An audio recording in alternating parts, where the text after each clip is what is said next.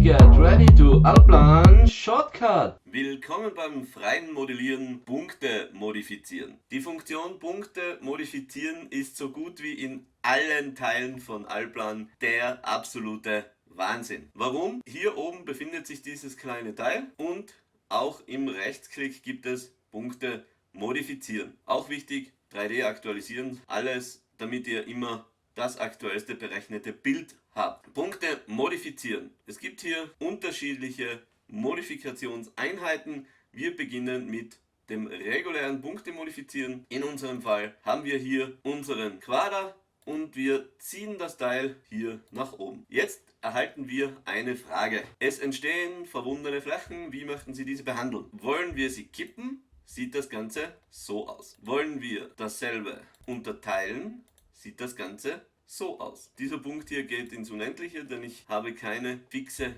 Endphase eingegeben. Unterteilen heißt wirklich Flächen anpassen. Kippen heißt Flächen mitmodifizieren. Bei Flächenmodifikationen in dieser Art sollte man genau wissen, wohin gehe ich. Denn es kann schnell das hier passieren. Um das zu verhindern, muss man sich wirklich vorher mit den Punktmodifikationen auskennen. Ich kann hier auch mehrere Punkte mitmodifizieren. Allerdings immer nur in der gleichen Ansicht. Eine Dachschräge ist somit ein Klick und die Sache ist erledigt. Ich kann das Ganze natürlich auch mit allen 4 Ebenen machen oder ich kann es auch nur mit diesen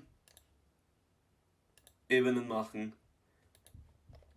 Und schon habe ich ein Objekt, das ich mir im Planungsbereich sehr, sehr schwer vorstellen kann. Hier eine angeschrägte Rampe oder ein Dachelement mit verstärktem Dachaufbau. Dieses kann ich dann umwandeln und in mein Projekt einfügen. So viel zum Modifizieren, einfache Art. Vielen Dank und wir sehen uns auf YouTube, architektur-nomad.com oder auf 3ddesign.master.com. Bis dahin einen schönen Tag.